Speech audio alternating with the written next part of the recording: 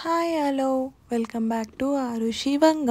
ఎంతో బలమైన పౌష్టిక ఆహారం అండి. ఇది ఇంట్లోనే ఈజీగా తయారు చేసుకోవచ్చు. ముందుగా రాగులు మంచిగా కడుక్కొని వాటిని డ్రై రోస్ట్ చేసుకొని మిక్సీ పట్టుకోవాలండి. చాలా సన్నగా మిక్సీ పట్టుకోవాలండి. అది ఎంత సన్నగా మిక్స్ చేసుకుంటే అంత టేస్ట్ వస్తుంది. అలా అంతా సన్నగా పౌడర్ చేసుకొని ఒక గిన్నెలో తీసుకోవాలండి. మేము ఇక్కడ 2 విధాలుగా చేస్తున్నామండి లడ్డూలు. ఒకటి పిల్లలకి కొంచెం బెల్లము తక్కువ ఉండేలా చూసుకుంటున్నాము. రెండోది మాకు సరిపడేలాగా బెల్లం వేసుకుంటున్నామండి. ఆ పౌడర్ అనేది సన్నగా అయిపోయిన తర్వాత మనకు కావాల్సినంత బెల్లం కూడా వేసుకొని అందులోనే మిక్స్ చేసుకోవచ్చు, లేదా కొంచెం పాకంలో కూడా ఈ పిండిని వేసుకోవచ్చండి.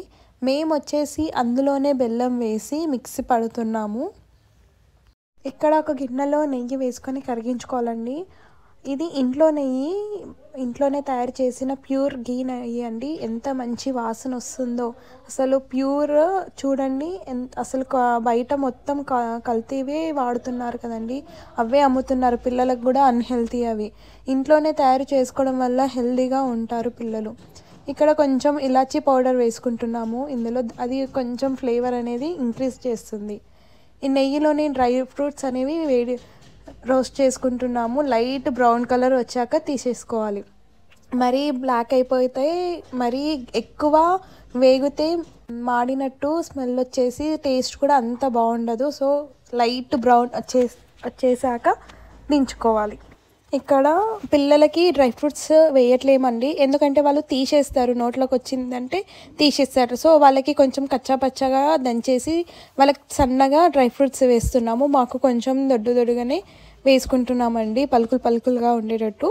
ఇలా మాకు కొంచెం వేరేలాగా ఉందండి పిండి. చూడండి, వాళ్ళకి ఫుల్ స్మూత్ చేసాము పిల్లలకి. మాకు వచ్చేసి కొంచెం రవ్వలాగా పట్టుకున్నామండి. రాగి లడ్డు ఉండలుగా తయారు చేసుకోవడానికి ఇక్కడ నెయ్యిని కరిగిస్తున్నామండి. చాలా నెయ్యి పడుతుంది, ఇది మాత్రం నేను చెప్పగలను. అదే మీరు పాకంలో పిండి వేస్తే అంత పట్టదండి నెయ్యి. సో మేము పాకం కాకుండా పిండి అండ్ బెల్లము మిక్సీ పట్టాం కాబట్టి చాలా నెయ్యి పట్టిందండి. ఇలా నెయ్యి కరిగించుకుంటూ ఎంత కావాలో అంత వెంటనే కొంచెం ఉండలుగా తయారు చేసుకోవాలండి. అంత ఒకసారి వేయకూడదు నెయ్యి కూడా. సో కొంచెం తీసుకొని వేసుకోవాలి, ఉండలుగా తయారు చేసుకోవాలి. పీరియడ్స్ రెగ్యులర్గా రాని వాళ్ళకి, చాలా వీక్గా ఉన్న వాళ్ళకి ఇది డైలీ 2 లడ్లు సరిపోతాయండి. 2 లడ్లు తిన్నారనుకో రోజుకి, వాళ్ళు హెల్తీగా ఉంటారు. సో రెగ్యులర్ పీరియడ్స్ కూడా రావడానికి ఛాన్సెస్ ఉంటాయండి.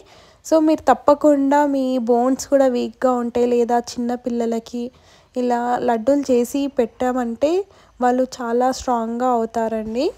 మరి మీకు కూడా రాగి లడ్డు తినాలనిపిస్తుందా? ఇంకేంటి, మంచిగా చేసేసుకోండి ఇంట్లోనే. బయట కొనుక్కునే బదులు ఇంట్లోనే చక్కగా చేసుకొని తినేయచ్చు. ఈ వీడియో కనుక మీకు నచ్చినట్లయితే ప్లీజ్ సబ్స్క్రైబ్ చేసుకోండి, కామెంట్ చేయండి, లైక్ చేయండి.